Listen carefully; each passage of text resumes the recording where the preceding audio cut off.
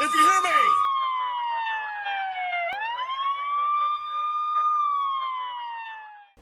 Today on the show, we're back with part 2 of our countdown to the greatest WWE World Champion, in our opinions. The takes are still personal, still petty, and even more controversial. We've already dropped our 10 through 6, and now it's time to finish the damn list. This is Holla if you hear me, and welcome back to our top 10 WWE World Champions. I'm your humble host Fraz, and as always, I'm joined by the kayfabe assassin Mr. Andi Nero, and the ring historian himself, Dirty Dave. But here's a quick reminder of how it works. Each of us are ranked our top 10 WWE World Champs from 10 to 1. Champions earn points based on where they land on our lists. 10th place gets 1 point, 9th place gets 2 points, and so on and so forth. We're tallying it up, and by the end of the episode, we'll crown the Holla if you hear me greatest WWE World Champion of all time. If you missed part 1, what the fuck are you doing with your life? Go to our channel, watch it right now, come back to this point. But if you are caught up, then buckle in, because this is where the debate gets tasty. Smash the like button, share the video, and if you're new here, hit the subscribe button so you don't miss out on our weekly wrestling content. Without further ado, gents, let's get into the top 5. Yeah, man, definitely. Let's do it.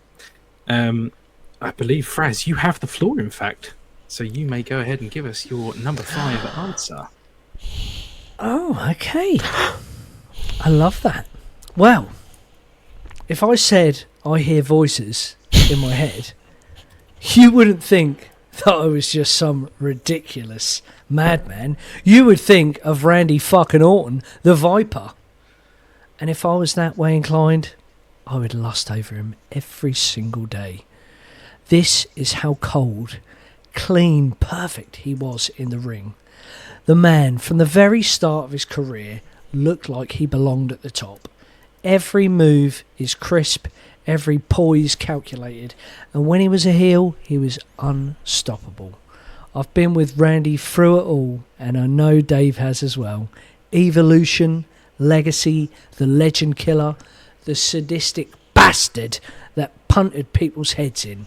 There was just something dark and dangerous about Randy when he was the champ. He made you believe he'd just do about anything he could to keep hold of the belt. And yeah, I can't lie, bald, evil Randy was my favourite. Absolute god tier aesthetics.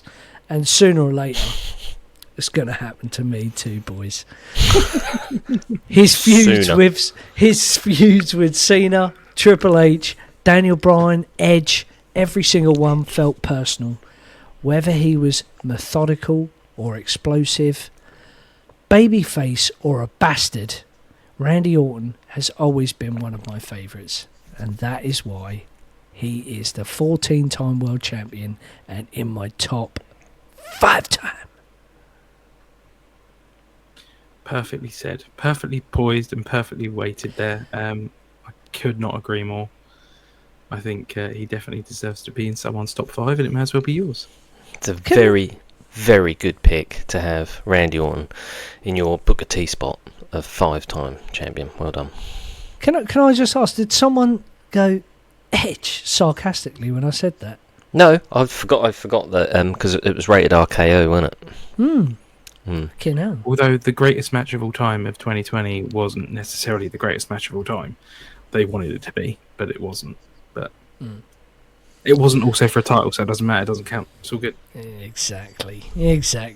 No, I completely agree. My favourite Randy was the one that you mentioned, like big, shaved, bald, skinny as fuck. 2000, I think it was WrestleMania 25, Randy Orton, where he's kissing knocked out Stephanie and punting Vince in the head, punting Shane in the head, just killing people and looking fucking Shreddimus Prime in the process. He was awesome.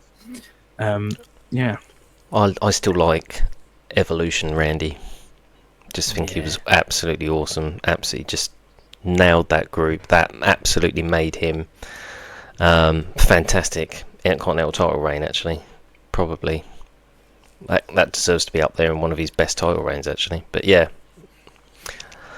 Well, So- well done. Great pick. Well said. David, your number 5, please, sir.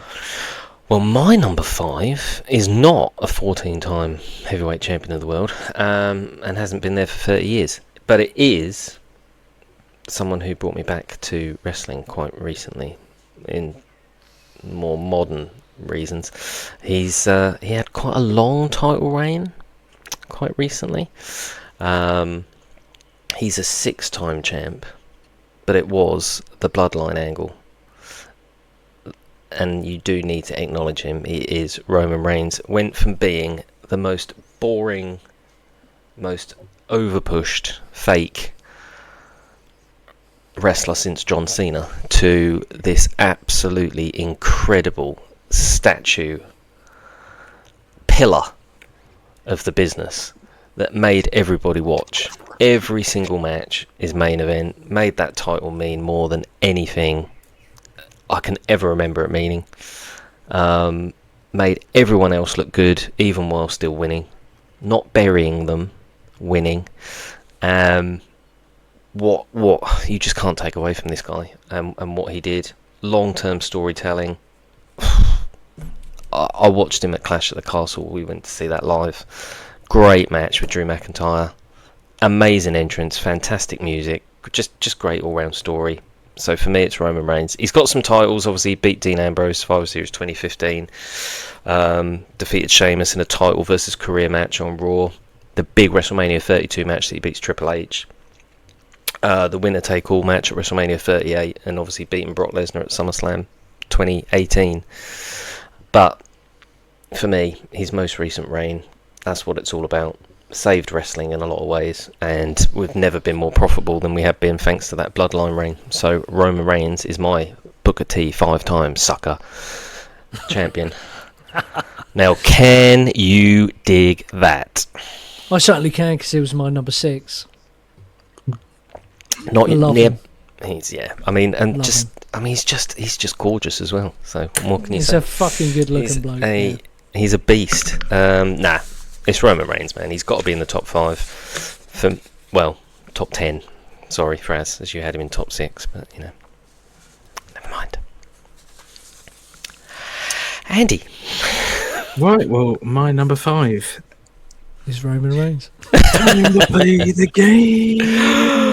Oh, time to fucking ass! So, I will pose this thusly. Yes, it is Triple H, and you'll think to yourself, why on earth would you put Triple H, someone who has buried people, someone who married his way to the top, married his way to the position he's in now, be in anyone's top 5? Well, quite simply put, and I'll quote the man himself. In 1999 and early 2000, where would Batman be without the Joker? Where would Superman be without Lex Luger? Every great good guy needs an equally cool but detestable bad guy. Triple H was that man. For everything good that The Rock and Stone Cold Steve Austin was and did, Hunter was the antithesis of everything they were. And he did it perfectly. Perfectly. He retired Cactus, arguably one of the biggest faces of all time. He basically, he didn't run over Stone Cold Steve Austin. That was Rikishi doing it for The Rock. But yeah, when it comes down to it, at the end of the day, Triple H was everyone's favourite bad guy. There are some blemishes. Let's not pretend that WrestleMania 19 was a particularly good build, and he did beat Booker T with racism. But everything else was pretty good. He is the King of Kings. He is our CFO or COO, or he's the Chief Content Chief Content Officer now. And we all want COCK. COCK, yeah, COCK. And yeah, he's putting out good programming. So yeah, my number 5 is definitely Triple H. Magic. Yeah. Well, I couldn't agree with you more, because obviously he's in my top 10. Love it. Too sure about the racism thing, though, Andy. You didn't see WrestleMania 19. You didn't see the build to WrestleMania 19. Is that the one? Correct me if I'm wrong. I'm going to sound really sad here. Was Triple H wearing purple pants and Booker T wearing white pants? that was the build where he quite literally, and I think I can quote this, said to Booker T, "People like you don't win world championships. he's a People five- like you don't get to win world champions."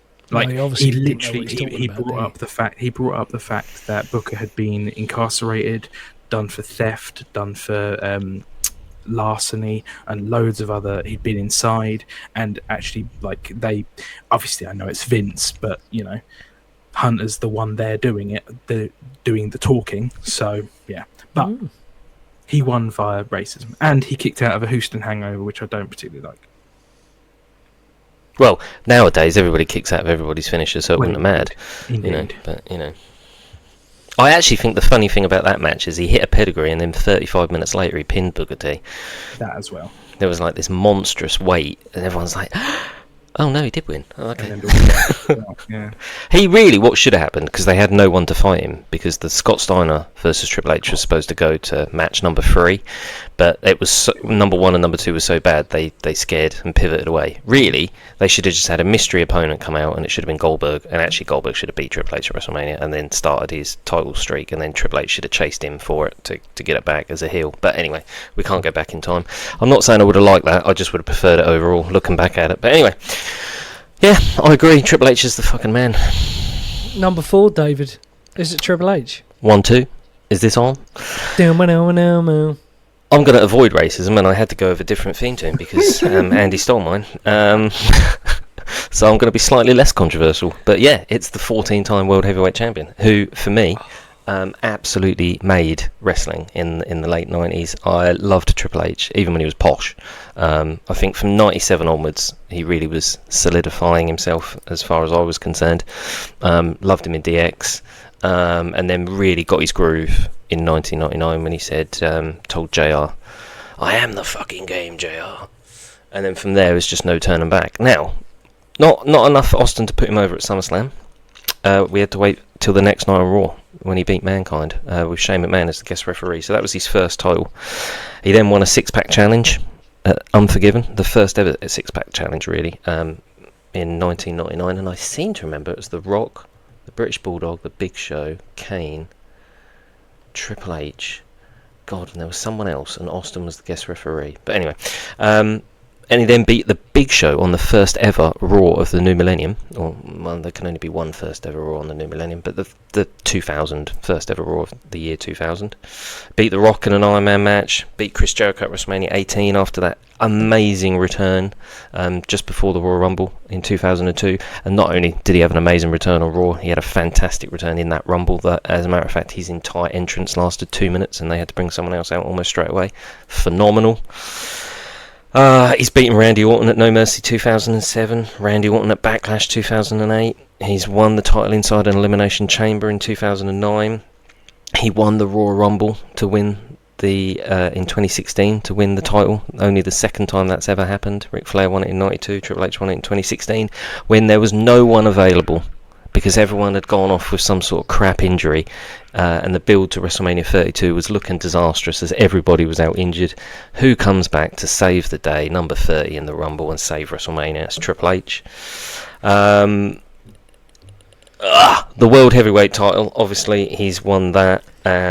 He was given that in 2002 by Eric Bischoff. Beat HBK in 3 stages of Hell match at Armageddon 2002. Beat Goldberg. So if he can do it, Gunther can do it, at Armageddon in 2003. Beat Randy Orton at Unforgiven 2004, so he's beaten Randy Orton like 4 times.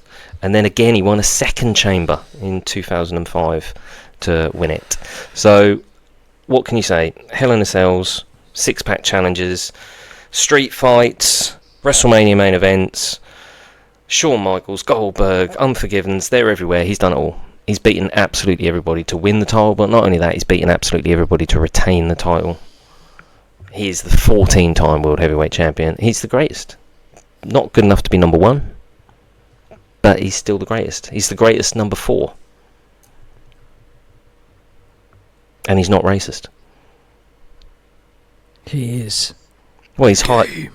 He can't be because he's hired our truth. So No. I said he is the game. The game. I didn't say you just cut him he off is. the game. Yeah.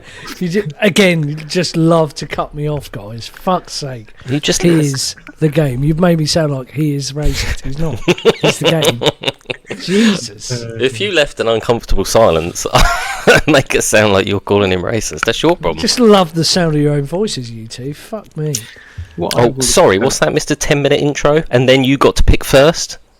Look, it wasn't a 10-minute intro, and I didn't pick the bloody order of these top 5 picks, just because mine are better than yours. Ladies, let's fucking rein this in. It's like fucking handbags at dawn. Jesus. Oh, come on. Yeah, come on, let's hear Andy's number 4. The Undertaker? Dong. Get your ones up, people. It's Roman Reigns. My number 4 is Roman Reigns, the tribal chief, the head of the table, the big dog. Yeah, good. Very, very good. Eventually. Eventually. I will preface it with eventually. The first reigns, sucked. Everything up until the tribal chief came around and the bloodline and the head of the table reign was dog water. The bloodline run absolutely made up for every single part of every other reign he had. In the last 30 years, no one has held the title as long as the OTC, and during his record reign, he turned face and heel more times than Big Show cried on TV and turned combined. So he was able to work face and heel almost interchangeably. The amount of times he would throw Sammy out of the group and then welcome him back again, and then throw him back out of the group and then back in again. And same with Jay, same with Jimmy, same with everyone. And all the time you didn't know whether to boo him or cheer him or whatever. But either way, you absolutely had to acknowledge him. And that's why he's my number 4. Couldn't agree with you more, Andy. He's Well, a legend. Apart from the fact that you picked him 6 and I picked him 5. Oh God, what is it? Andy Are you picked him trying to ruin the video, Dave? You're just brutalising me every time I say something. Right, I'm going to change my pick now. I'm going to reject someone out of there because I know you love him, and I'm going to put in someone that Andy loves. Daniel Bryan. No, Roman Reigns is the man. Absolutely, 100% has to be in there. It's just not as good as the top 5 that I've got. Which brings me nicely onto my number 4. Give me a hell yeah. The baddest motherfucker in wrestling history. Full stop. Face or heel. Didn't matter. Just showed up, raised hell, drunk beer, and destroyed everyone in sight. I loved him as a kid. I love him as a 41-year-old man. The gimmick is timeless. The promos still hit as hard today as they did back then. He wasn't the most technical wrestler, I must say, especially post neck injury, but the man knew how to tell a fucking story, right?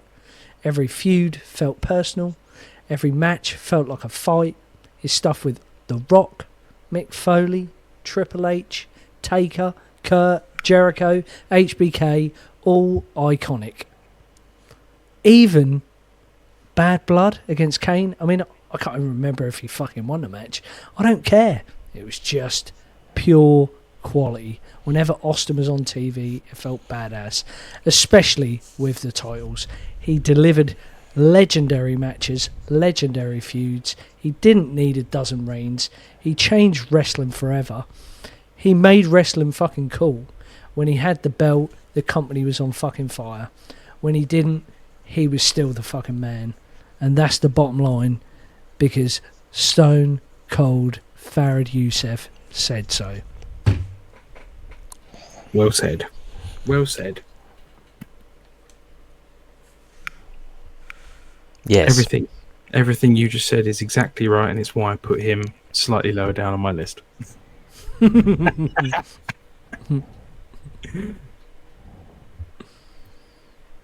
Anything, next? Davey? No, nothing? No, I somewhat agree. Somewhat agree. This is the softest agreement of all time. Right, okay, so we're on to number 3s now, which is moi. My number 3 is... Shawn. It is Shawn, Michaels, Lazy Eye Michaels. Number 3 is my pick, and it's Shawn Michaels. And my notes here say, quite literally, it's Shawn, the greatest, in all caps, the greatest all-round sports entertainer of all time. Much better than a certain Canadian. His runs in the 90s were great, especially the one he won in Montreal, in a completely legitimate and perfectly fair fashion. That's all I need to say. He's the man. He is the man. Brown pants and all, lazy eye and all, he's still better than anyone you can come up with, including that stupid Canadian prick. He's better than anyone you can come up with, yet he's your number 3. Because he didn't hold the title either as long or as many times as some other people. So he's not the greatest then, because he's not your number 1. I'm just clarifying your own statement. Well, you've just given away your number 1. No, I haven't. You absolutely have. I bet you £100 I haven't. I can tell you exactly your top 2 are. Those be fighting words, boys. I told you it's going to get personal. No, it's not. No, it's Yeah, not. it No, is. you put yeah. Anyway, Michael's what a ledge. Amazing. It's the showstopper, isn't he? Well, yeah. Mr. I mean, he's WrestleMania. receding hairline, man. He's incredible. I love him. Hairline Love kid. him. Yeah. That's why he's like number 9 or number 10 on my list. I can't remember who it is.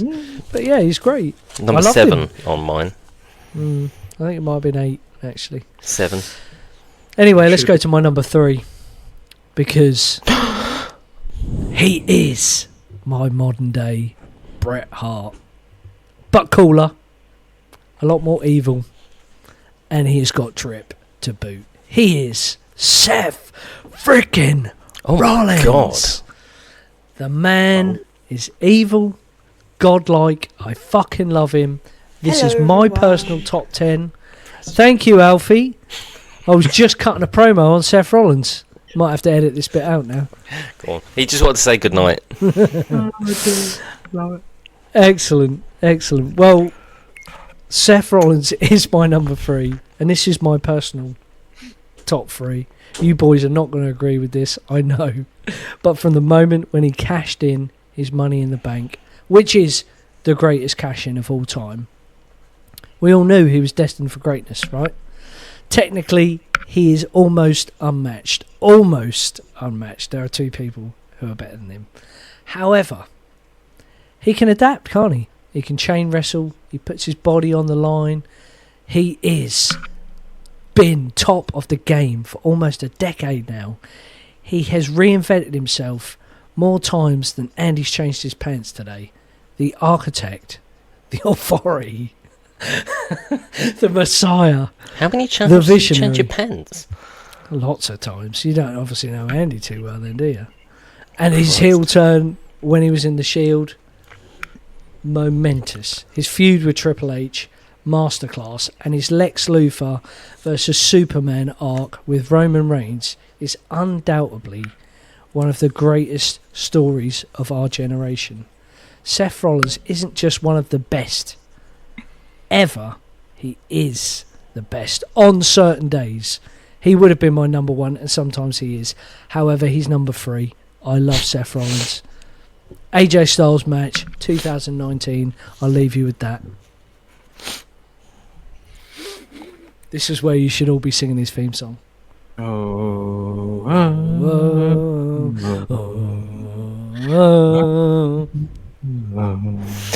If you want, what I can do is I can just put the video on top, which is where the actual, like, none of the crowd is singing it like normal, and it's played in through the crowd over the speakers.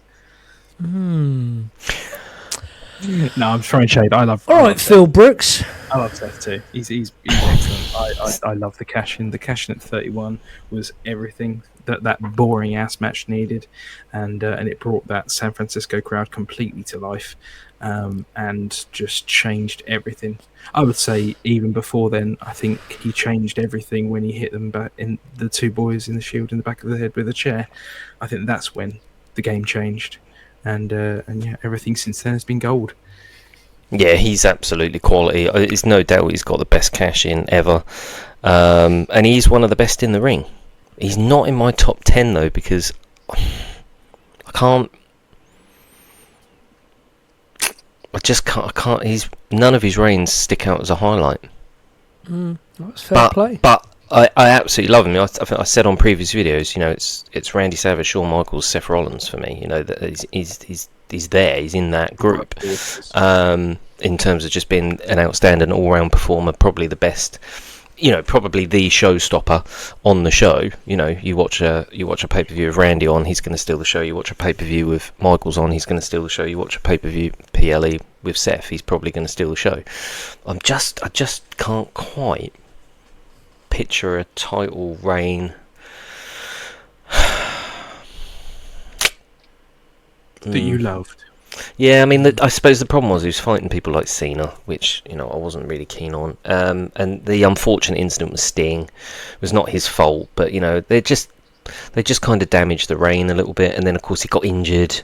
You know, would have much rather seen him be the champ going into WrestleMania 32. Yeah, I mean, look, love Seth, absolutely love him. And I would, yeah. But do you know what? I've got to be really honest, and I feel bad now, but he wasn't in my top 10. I do feel a bit guilty, but it takes nothing away from how amazing he is. It's my turn now, isn't it? I think. Yes. So, okay, well, we'll wind it back a little bit then, because he probably isn't as good a sports entertainer as Shawn Michaels, but he's probably a better storyteller and all-round technical wrestler. And he is a 5-time WWF champion, and he was the second man in WWF history to do that. So for me, it is the only 2-time King of the Ring award winner. It is Bret the Hitman Hart, and this is for a number of reasons. Everybody says he can't draw, or he can't do this, or he can't do that, but massive part of him drew 80,000 people when he was an IC champion to Wembley Stadium. But also, the WWF, let's face it, was down the toilet. Hogan had gone, Savage had gone, Flair had gone, Rude had gone, Jake had gone, Piper had gone, everyone had gone. There was no one left. Legion of Doom had gone. There was no one. There were no main eventers. You watch any pay-per-view from 1993 and 1994, no one in high-profile matches, and any of those pay-per-views had been in the WWF in high-profile matches before that date. If it wasn't for Bret and The Undertaker, between 93 and 95, we wouldn't be talking now, because the company would have shut down. And to be fair, WCW might have as well, because they were doing just as badly. It was just poor time. Wrestling was dirt, it was mud. There were sex scandals, there were drugs, it was chaos, it was dreadful. What do? You put your belt on your most reliable, trustworthy person.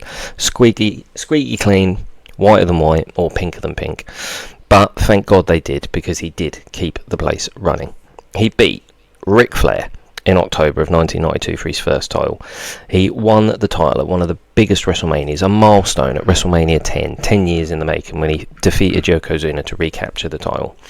He took Diesel to the best match of Diesel's career in a no-holds-barred match at the Survivor Series in 1995, and from a WWF point of view, he took the first real main table spot ever in a match, when Diesel flung him off the apron through the Spanish announce table. Then he beats Stone Cold Steve Austin, The Undertaker and Vader in a fatal 4-way elimination match at February in 1997, and then he beats The Undertaker at SummerSlam Heart and Soul in 1997. Wow, that's pretty impressive. He kept the doors open, he was trusted, he was honest, he made people better, he told the best stories, and you believed absolutely every single thing he done in the ring. He wasn't a phony wrestler. He was an absolutely amazing actor and a great wrestler. He's my number 3. He's Bret the Hitman Hart.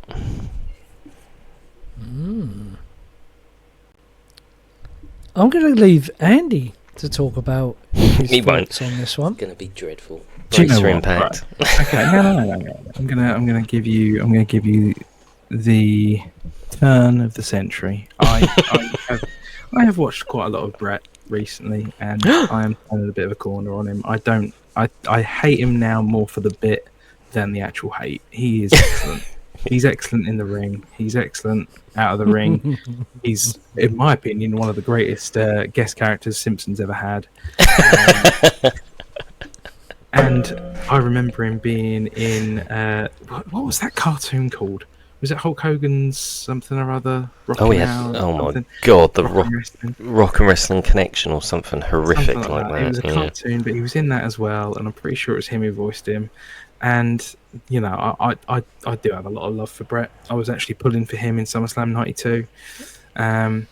I don't think he necessarily was the draw at SummerSlam '92. I think that I didn't say he was the draw. I said he was part of the draw. But yeah, no, I agree. But no, I think the problem I have with Bret is that it's literally a case of the problem I've always had with Bret up until now is just the fact that I've never thought he was as good as Shawn or as good as his contemporaries. Doesn't take away from the fact that he is excellent. I just think that there were individuals better at individual things than Bret, other than bell to bell. I think bell to bell, you can't touch him. It's just his charisma was slightly less than Shawn. His promos perhaps weren't as good as Stone Cold. Yeah. But like you said, if we didn't have Bret and Taker out of '93 and '95, we wouldn't be here now. You know, we wouldn't be watching wrestling today, I don't think. And that's probably a fair comment. And I think the biggest fuck you that Vince ever gave him was WrestleMania 9. More so than Montreal. The fact that he had to basically WrestleMania 10 could have literally had the tagline, "I apologize, Bret," and that would have been the tagline, because that's what it was. It was an apology to Bret Hart because WrestleMania was so shit. So, but yeah, I think Bret is a perfectly reasonable number 3. Oh, thank you, Andy. I'm greatly appreciative of your positive comments of Bret Hart, and I'm glad that me and Fraz banging on about Bret Hart over the last several weeks has got you to go back and watch some of his matches and realise how great he is. Yeah. Right, Fraz, who else doesn't he like? And we'll start a 6-week campaign on that. That's great, mate. Thank you. Clearly not Randy Orton, because he hadn't fucking made his top 10 at all. You don't know that? Well, you know, you told us on the last show that you completely forgot about him. I did say that, yeah. I completely forgot about Randy Orton. Davis, you again with your number 2. Because that's how important I am, you see. Right, this I need to be really clear here that as a human being, he's not my cup of tea. Oh my God! Especially this is a short. Especially in recent years. I won't comment on it. But anyway, my number 2 has got to be a 6-time WWF champion, the first WWF champion to win it 5 times. He headlined the first 9 WrestleManias, and then came back 9 years later and had the most amazing match with The Rock. It's Hulk Hogan. And I know, as a human being and everything we know about him now, he's no. But as a kid, he was Hulk Hogan, and he was going to come out and save the day, and he was going to come out and beat all the baddies, and he was going to slam the unslammables and somehow find a way to win. And he was larger than life, and he was yellow pants, and he was tanned, blonde. You know, he was He-Man you got to remember, he looks like He-Man in the 80s. So absolutely. He does not look like Dolph Lundgren. Do not disrespect. He looks exactly like him. I mean, you a picture of Dolph Lundgren in Masters of the Universe or a picture of Hulk Hogan in Suburban Commando, you could not tell them apart. You just couldn't.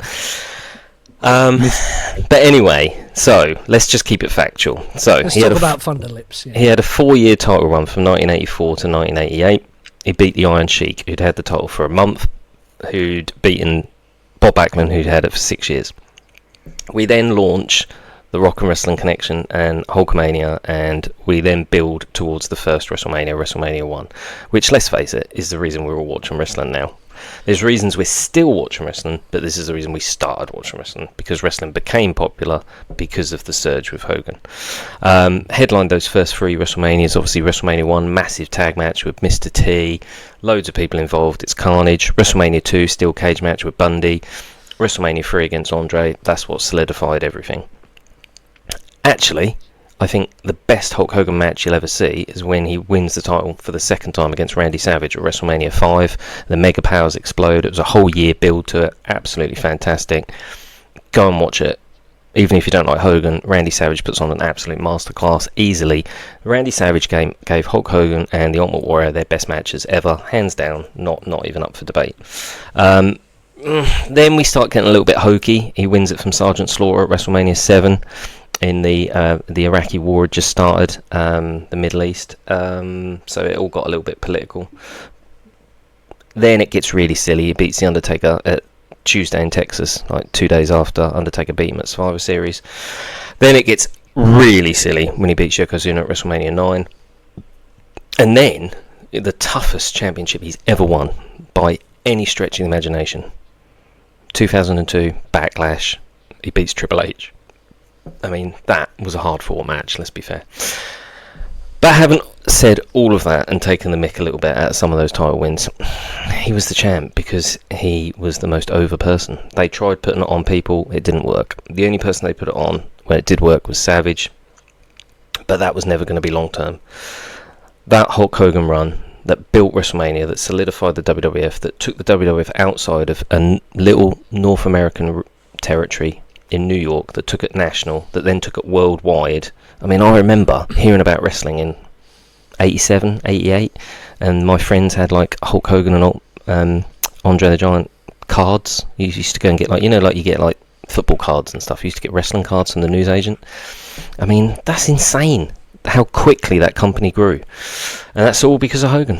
I hate the guy, but at the time, when I was a kid sitting on the floor playing with my wrestling figures and Real American come on, it was just like, yep, my Hulk Hogan figure is going to slam any figure. He's going to win, he's going to drop the leg, and he's going to pose.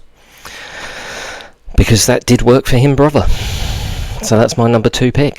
Hulk Hogan. Out bloody rageous. No space on my top 10, spoiler alert. But I see why you picked him. I can see why you picked him. Massive influence on many children back in the day. Wrestling wouldn't be what it was today if we didn't have Hulk Hogan. However, he is not one of my top 10 champions.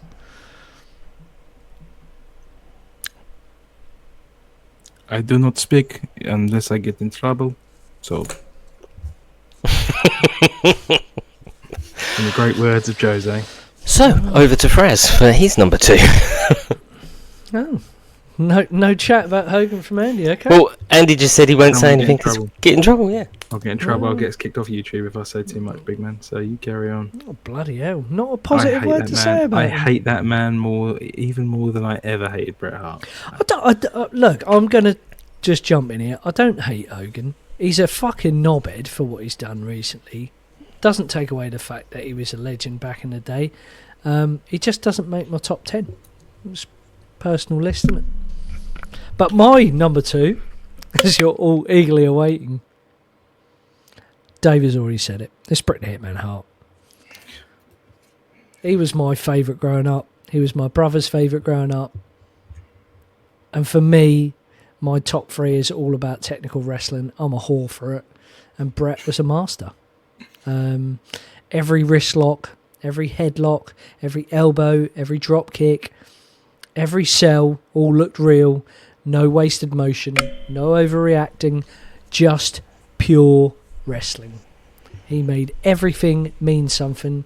Some wrestlers need fucking catchphrases and gimmicks to feel legit. Bret didn't. He just wrestled, didn't he? Some people will have you believe that he wasn't a great talker. Guess what? I don't fucking care. I'm not here for the mic work for my number 2. I'm here for ring excellence, and that was Bret Hart. And in 1997, we've all spoken about it on various shows, the anti-American, pro-Canada, genius character work of Bret Hart was iconic. But we're here to talk about his championship reign. I haven't spoken about too many matches with any of my picks. Iconic matches as champion. I've got here Razor Ramon, Royal Rumble 93, Diesel, King of the Ring 94, Owen Hart, SummerSlam 94 in a steel cage. Yeah. Unbelievable that. Yeah. I've also got Hakushi and Jerry Lawler in Your House 1. Yep. Bulldog in Your House 5. Mm-hmm. Taker, Rumble 96 and SummerSlam 97 and Steve Austin 96. Right? He has held the title 5 times during a tough period, as Dave's already mentioned. But he made wrestling, like he made the title feel like it was something. Every modern technician, Daniel Bryan, Seth Rollins, Sami Zayn, even Gunther, they're all chasing the standard that Bret set 30 years ago. He's my number 2, guys, and I fucking love him. And I will just refer back. Do you remember that advert, Dave, when that kid's standing there with his mum and Bret's like, Bret! You know, Go get just him, love champ. the guy. What you're talking about with Hogan, Yep. Bret. Oh, I got did the for same. Yeah, me. yeah. Bret did for I'm me. with that. But I don't, you know, I'm preaching to the converted here. That was more. I put more effort in my research for Bret Hart for you, Andy. But you've already said that you loved him. You love him now. You're converted, and I will this Christmas. I'll get you the glasses, and Dave will get you the jacket because he earns more money than me. Well, that's a no. But Andy, there's another reason you're going to like him, and that is he did a interview not so long ago when he was asked about Hulk Hogan, and he said, "Well, it's quite simple, isn't it? You watch wrestling now, and everybody tries to wrestle like me. No one tries to wrestle like Hulk Hogan. So, what does that tell you?" Well, indeed. So another reason to like him, Andy, because you hate Hogan more than him. I hate Hogan as much as... actually, to be fair, me and Bret have a lot more in common than we have in common. No, we both hate Goldberg. We both hate Hulk Hogan, so there you go. Bill Goldberg. Well, yeah. How many Goldbergs do you know? No, it's just that's the WCW. Gilbert? No, the famous Bret Hart interview with Mean Gene Okerlund, where he keeps calling him Bill Goldberg, and Mean Gene says, "Well, actually, he just prefers Goldberg." And he says, "Well, I'm sorry, Bill Goldberg. Tell Bill Goldberg to tell it to my face, Bill Goldberg." But you got to watch it. It is probably it for someone who's not good on the mic. Allegedly, you would absolutely love that interview. Okay. Anyway, Andy, so is it your turn? It's my turn, and I feel remiss for saying this, but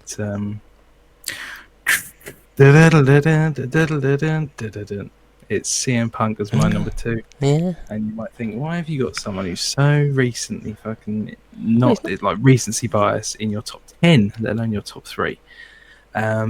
Because since 2002. Ring of Honor and TNA, watching the Wrestling Channel on Sky, which I think was channel 427 at the time. Don't ask me what paper station was. So watching CM Punk on those shows and then following his career right the way through to WWE, I was a CM Punk mark, and always have been and always will be. Notwithstanding his little stint in AEW and how that ended, I thought he was in the wrong there, but his World Heavyweight Championship win, first time round, cashing in on, I believe, Batista, or someone. Who was it? Can't remember. Anyway, he cashed in a Money in the Bank and won the title. Yes. Then he did it again the following year when he cashed in on Jeff Hardy, that is, not Jarrett. And he won the title. And then, of course, the important one, the all-important one. He won the title at Money in the Bank, beating John Cena, and then he left for 3 huge, long weeks, which was the longest period of time that a champion hadn't been seen on television at the time, I think. Shenanigans then occurred in what was in what was called the Summer of Punk, which really wasn't. And then, of course, the year-long reign, the reign that defined WWE for that period of time, ended with a whimper more than a Raw, but losing to The Rock with a people's elbow. But I'm saying a lot of things, but at the end of the day, I love CM Punk. This is a personal list. He is probably one of my top 3 favorite wrestlers of all time, and that's why he's in my number 2 spot for the greatest world champion of all time. And that's pretty much that. I know there's not a lot to say from either of you two, because I don't think Fraz even likes him, and yeah, there you go. Punk. Assumption is the mother of all fuck ups. It's not that I don't like him. I'm starting to grow on CM Punk. I think he's alright, but he's nowhere near my top fucking 20, let alone top 2. But this is your personal pick, and you love CM Punk. I knew that he would be in your top 3. I don't know, I might have this take wrong, Andy. I mean, for me, that period where Punk was the champ, 2010, 11, 12, I sort of was not as overly impressed with wrestling. I don't think it was at its best. So I equate it to maybe when Bret was champ, where wrestling, oh my god, we've got like dustbin men and clowns, but I really like the world champ. So I can see why, CM Punk's great. He's absolutely fantastic. I loved him as champ when he was champ. But yeah, I don't know. I don't know if I put him in my top 10, but I can see why you have. Well, I haven't put him in my top 10, but you two are giving me food for thought. I didn't think about Rollins and Punk, just did not come into my head, but you both put really good arguments over it, so I can totally see why you both picked them. So yeah, and CM Punk is cool, and he was cool then. He was very cool back then. I mean, this is the thing, you got to remember 2012, 2011, 2013, this is the height of the start, really, of the authority, the authority angle with Hunter and Steph and all that shit, and it's just like, and Seth as well, yeah, and it's just like, this is a guy that's anti-establishment. This is a guy that's doing things for the love of the sport rather than the love of money and the love of wanting to be the go-to guy for the company, and he lived that to his own detriment in many ways, as is well documented. But yeah, that's, and don't forget also, I mean, we talk about historic reigns. He had the longest reign in the modern era up until Roman came about. I think, is he longer than he was champion? Just longer beat than JBL. Backlund? Beat JBL longer than Backlund. Yeah, Backlund was 6 years though. He beat Diesel, didn't he? Okay. Beat Diesel, and then obviously beat everyone up until Roman. Yeah. So up until Roman, there was nobody really as long in that modern era as CM Punk. So no, complete. Yeah, perfect argument, mate. Makes perfect sense. I just like again, same with Fraz. I just didn't see.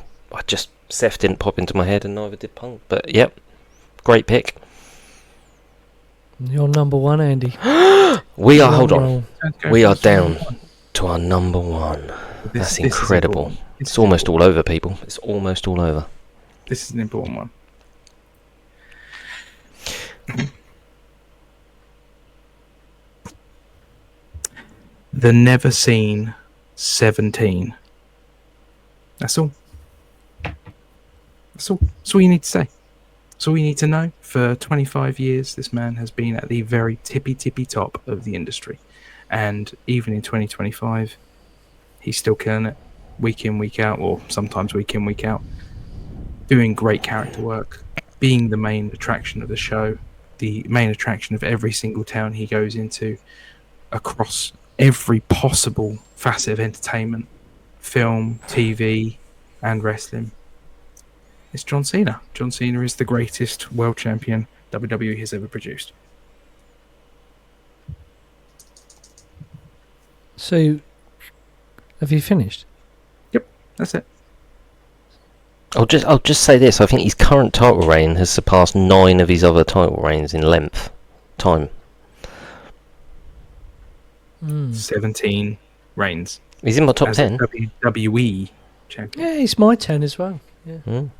I think you He's guys my massively 10th. undersold. When you both said number 10, John Cena, I was like, wow. It's not Yeah, even. but this is this is I know, where it it gets is. a little bit skewed. It's personal. So for me, like you're saying, CM Punk is your number 2, which I get because it's your personal pick, and I knew you'd have. I would not have had John Cena as your number 1. I probably wouldn't have done either. Maybe a year ago, 2 years ago, but right now I think about it objectively. I tried to think about it objectively, take my personal opinion out of it, and I was like, how can you look past? How can anyone look past 17 world titles? He broke Ric Flair's all-time record. He hasn't, been in the industry, but yeah, recognised. He's broken the record there. Okay, he's been in the business for 2 decades. Okay, at the very top. Not many people can say that. You know, how long was Steve Austin's run? 4 years, 5 years at the top of WWE. How long was The Rock's run? 3 years, 4 years. Hunter is the closest we've come. Yeah. I mean, well, this is it. This is how you personally rate him, and there's no right or wrong, Andy. That's your opinion. That's fine. Yeah, But that's not what Andy said. No, but I looked at it from. You looked at it objectively. You didn't. You said, "I'm going to take personal opinion out of it." Ladies and gentlemen, welcome to Holla if you hear me, and this is our WWE Top 10 World Champions that we think is personal. And you've picked your number one based off objectiveness. I love it. I'm here for it, mate. If you want to pick, I know how much Dave hates Cena, but this is priceless. Absolutely priceless. And if any of you viewers stay to actually watch the end of this video, it's worth watching 50 minutes of hearing us talk bullshit just to hear Andy pick his number one based off objectiveness, and it's got nothing to do with personal bias at all. Fucking hell. Classic. And with that, I'm going to hand you over to Dave for his number one pick. Oh, well, my pick, I don't know if he deserves to be on here now, based on that. Well, I mean, really, no, I suppose no one else should be here. No other champion deserves to have been champion. We're done. But I'll give you a little... Ring the damn bell! Ring the bell. It's over. Sorry, Dave. Sorry. Somebody stop the damn match. The match. He's already dead. Right, okay, so interesting tidbit about my champion, see if you can guess. He's only ever won the title at WrestleMania or on Raw. Second clue, he's only ever won he's won the title 3 times at WrestleMania, and he's won the title 3 times on Raw, so he's a 6-time WWF champion. Any ideas? Give me a hell yeah.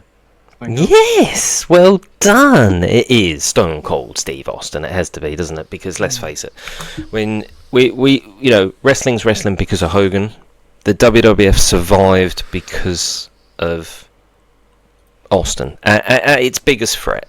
The industry on a whole was down in the 90s. We know about that with the Bret thing, and I think everyone always slates that and says, yeah, it's Bret's fault. But WCW's down the toilet. They'd stopped doing house shows. They couldn't make a profit. They were like, when Bischoff took over, they were minus like £20 million a year. So the business on a whole was down the toilet, and it was all about to be over. Really, like I say, we thank Bret and Taker for saving it. But Austin saved the WWF as we know it, because WCW were running roughshod, 83 weeks, absolute carnage, and then along comes Stone Cold Steve Austin, and ironically he got better when he broke his neck and stopped being an actual wrestler and being a brawler.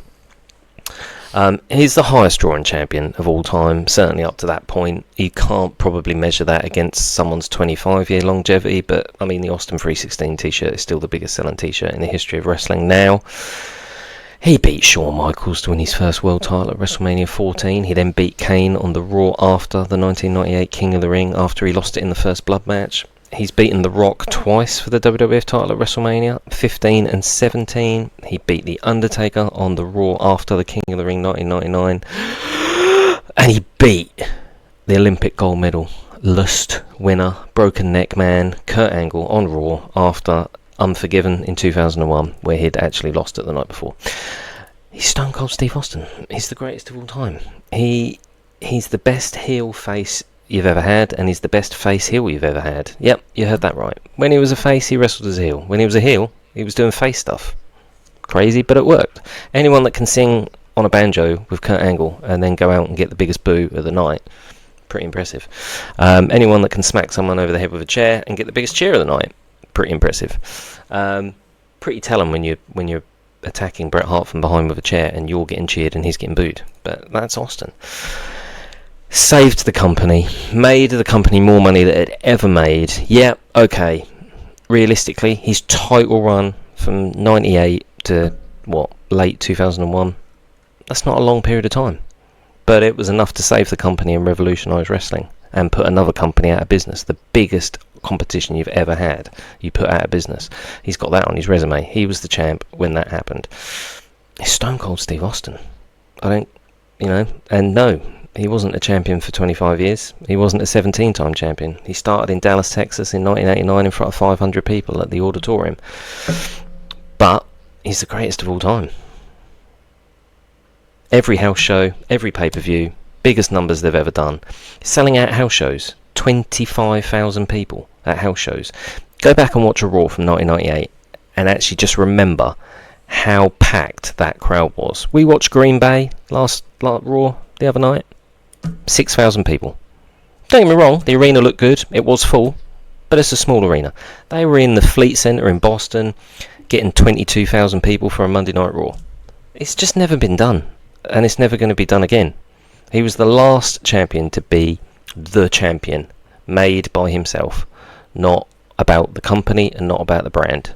So you'll never have another Stone Cold. Fair play. I couldn't agree with you more. Well, I could.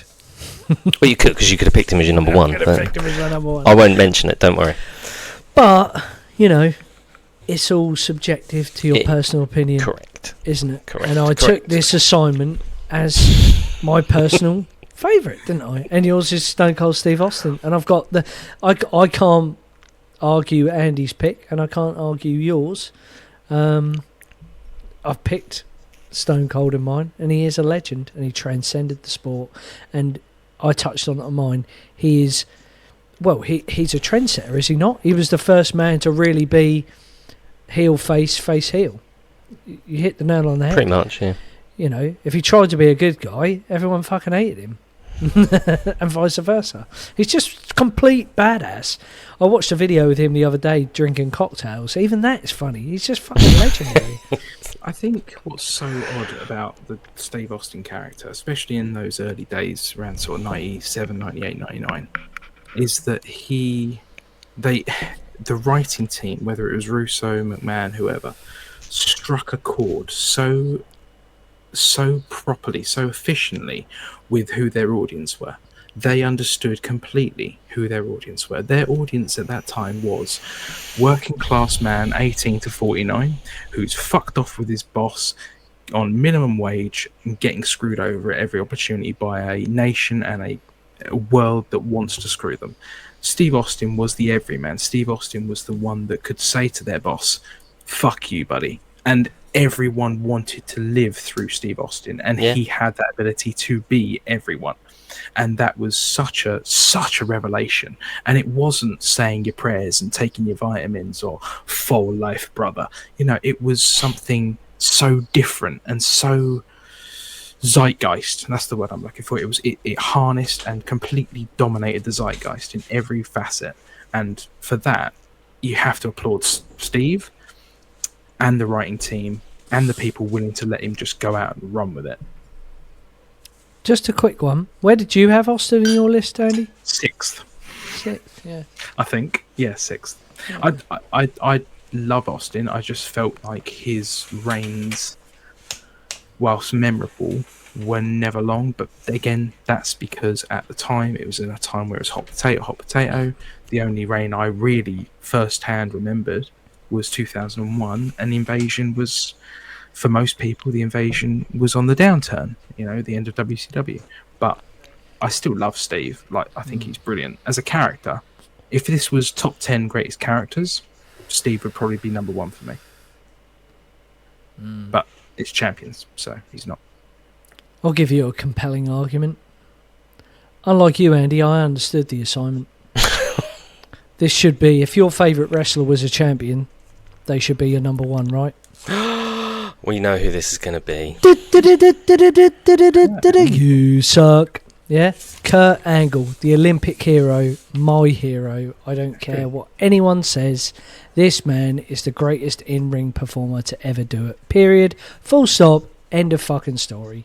No one came in faster, learned quicker, delivered harder, or gave more than Kurt fucking Angle. He could make you laugh your ass off with his stupid promos, with his little cowboy hat, sexy Kurt, milk truck. I've gone dark. Yeah, I've gone dark on this one. But the second the bell rang, it was game over for anyone. You know, German suplex, followed by angle slam, followed by ankle lock, good night Vienna. And the crazy part, he did it in such a short time. He won his first title in less than a year after debuting. And may I also mention, he is a real-life Olympic champion with a broken frickin' neck. Nobody picks it up like that. Ever. Then you throw in Team Angle, Gold, matches with Brock, Shawn, Eddie, Stone Cold, The Rock, Benoit, Taker. I mean, this guy is fucking unbelievable. You name a legend, he made him better. His work rate, intensity, integrity, intelligence, flawless. What more can you say?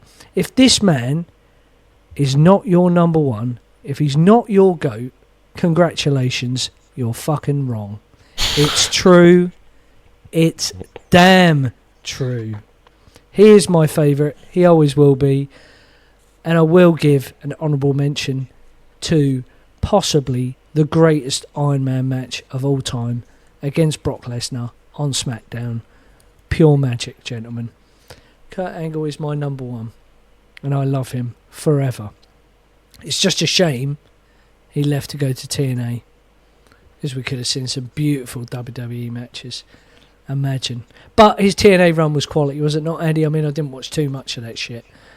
It was better, if anything, and I really wish you would go back and watch those runs. And I will when it becomes available. Which may be soon, who knows? Yes, I did hear he did tweet something saying that he hopes it becomes available on Netflix. So, but yeah, no, his run in TNA was absolutely epic. Excellent work. I mean, unfortunately, the reason why, and he covers this in an interview with Inside the Ropes, the reason why he left WWF was because he was addicted to painkillers, and that was never going to change, given that he was still working 4 days a week for the Irishman. So he had to take a step away, have some time to recover, and the only way he could do that was working 1 day a week and in Orlando for Dixie Carter. It didn't work, unfortunately. Of course, he kept on with the painkillers, which led to his downfall. But hey, we can't all be perfect. Mr. Perfect.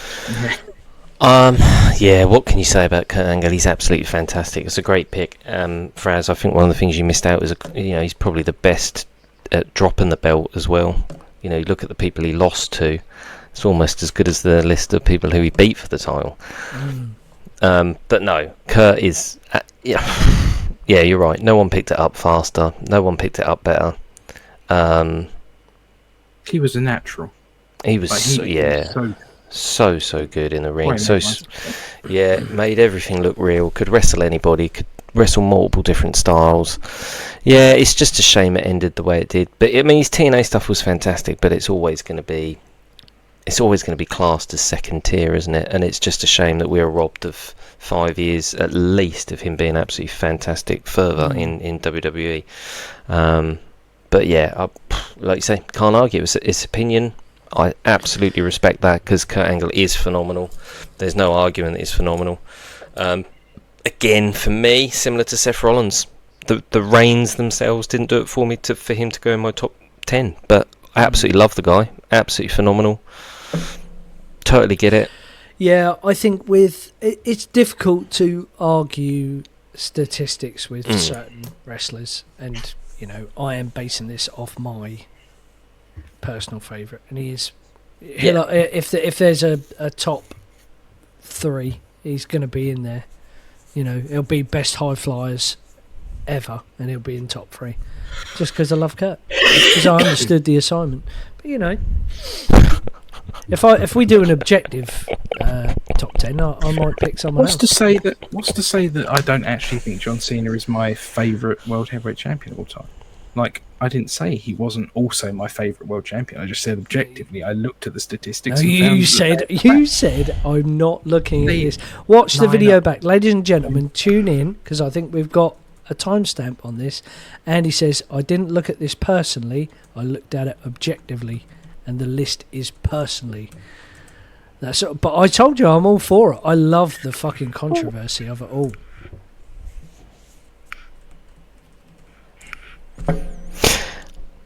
So I'm assuming. I've got top 3. I think. Go on then. In joint third place on 17 points total is one Hitman Bret Hart. I'll take and that. one cerebral assassin Triple H. I'll take that. They'd never want to be standing next to each other on a podium, but In second place, a very, very respectable given how recent he is. It's the Tribal Chief Roman Reigns. Wow. wow. First, on 22 points, is Stone Cold Steve Austin. Yes! I knew it was going to be Stone Cold. Yeah. Stone Cold! Stone Cold, No. Roman Reigns, and Triple H and Bret Hart. Yep, that's our top three. Oh, yeah. I mean, to be fair, that makes sense, doesn't it? I mean, That's not again, a bad top four, really. going back, 3-4. Yeah, just going back to the personal and objective thing. If you're going to pick objective, you're going to have people like John Cena, Shawn Michaels, Stone Cold Steve Austin, The Rock, Triple H, The Undertaker. Like, mine were just people that I thought who I liked, but then there are people that I liked who are really good as well. Like, I think it'd be really... Yeah. No, I yeah. I agree. I It is totally difficult. understand, Dave, why you wouldn't have put in Seth Rollins and CM Punk. Hulk Hogan is, a legend of the sport, a legendary champion. All these people that we're talking about are legendary champions. There are some rogue selections in there, like Kurt Angle, like CM Punk being that high up. But again, it's a personal selection. As an objective one, I would definitely say Cena's got to be in your top 5. Triple H has got to be in your top. Randy's got to be in your top 5. Hogan's got to be in your top 5. And Austin's got to be in your top 5. Probably for me, anyway. Yeah, I mean, well, it's difficult to argue, isn't it? It's difficult to argue. It'd be very interesting, I think, to see the... Can we get a full top 10? I can quickly run that up. You don't need to do it now, but maybe just post the picture at the end of the thing. But I think maybe we should also look at, for people who watch our videos, we do worst ofs. I think maybe a top 5 worst champions, and maybe not 10, might be very interesting. Hogan would be in Andy's. Yeah, revolutionise the It wouldn't sport. be number one. You know, it's, like, It wouldn't be number one, but it's the reason I fucking watch wrestling. But he's still anyway. It's not. So yeah, I'm just saying. Yeah, yeah, that'd be interesting. But no, yeah, it's subjective, it's personal, it's opinion based. You've got to have an emotional connection, and yeah, of course, there's got to be some facts. You're always, it's human nature. You're going to look for some sort of fact to back up your opinion, because it strengthens your opinion and makes you feel more justified in you feeling the way you feel about someone. So I get that Andy went and found some, sat and looked somewhat objectively about it, but I am a little bit shocked he was as high up on yours as he was, but I kind of get it. I was as equally shocked that he was as low on yours. I thought he'd make your top 5, both of you. No, I hate him. His work Sucks. and his body of work. No, his body of work over 20 years deserves to be top 5. I'd never go back and watch a Cena match ever on DVD. I would never go back and watch one of his matches ever. He's boring, repetitive, obvious. No. I'll interject there. The reason why he's not in either of our top 5s is because we don't like him. Yeah, that's it. It's a personal thing. It's a personal. It is simple. Yeah, it's simple as isn't that. Simple as It's that. like, how much do you like Stone Cold, Dave? You love him, and and you've backed it up with your stats that you reeled off. It's the same with Bret Hart. Was Bret in your top 10, Andy? No. No. He would have Because made you don't top- like. Because you don't like He him. would have made top 15. Yeah. But Yeah. again, it's And like, CM Punk and Seth Rollins probably would have I made as well. said from the very beginning when we done the number 10 and I'd done 10 and I kicked this show off, Cena, you have to recognise the 17 times, but it wasn't about the 17 times. It was the fact that I was a hip hop head. I thought Cena was really cool. But the reason I stopped watching wrestling was because of John Cena, was Super Cena, was Part-Time Brock, was Big Dog Roman Reigns. The fact that Reigns was my number 6 was because of his body of work that he did the last 3 years, because he was cool. He's cool as fuck. And he's gorgeous, as Dave said. You know, Sexy. everyone's got a reason or an opinion as to why their wrestler or their champ was in that top 10. I was just surprised because you said it's not personal, it's objective. And I was like, well, that kind of missed the goalpost there. But I love it because it's controversial. And it's Controversy creates cash and shorts. Look at it a different way. Your top 5. Mm-hmm. Both of you combined. Triple H, Randy Orton, Triple H, Roman Reigns, Stone Cold Steve Austin, Shawn Michaels, Seth Rollins, CM Punk was obviously mine. And then Kurt Angle. And okay, so apart from Stone Cold, who there did John Cena not work with? Hogan. Other than Hogan, Bret technically, although he was in a tag team. Austin, Hogan, and Bret. Everyone else Cena worked with, and you're telling me that in the entire career of all of those wrestlers, you'd never go back and watch a Cena match?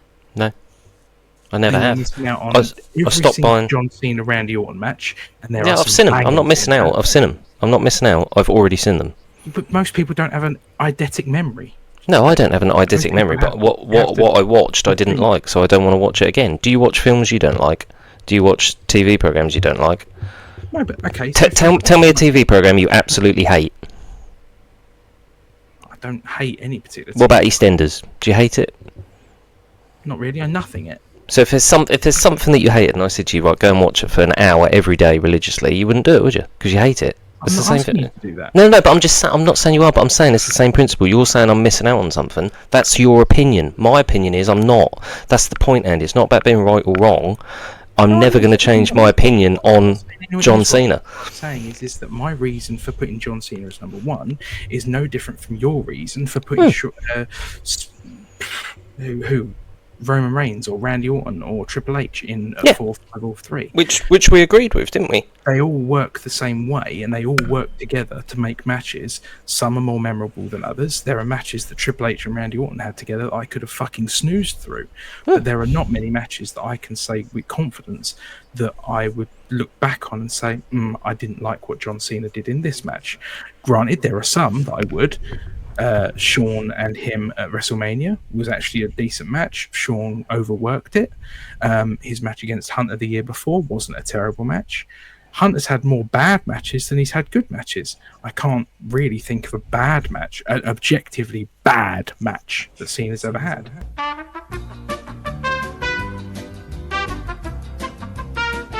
So, ladies and gentlemen, there you have it. It's our top 10 WWE World Champions, and if you don't know already, Stone Cold Steve Austin is Holla If You Hear Me's greatest WWE champion, despite a controversial number 1 pick from our good friend, the kayfabe assassin, Andy Nero.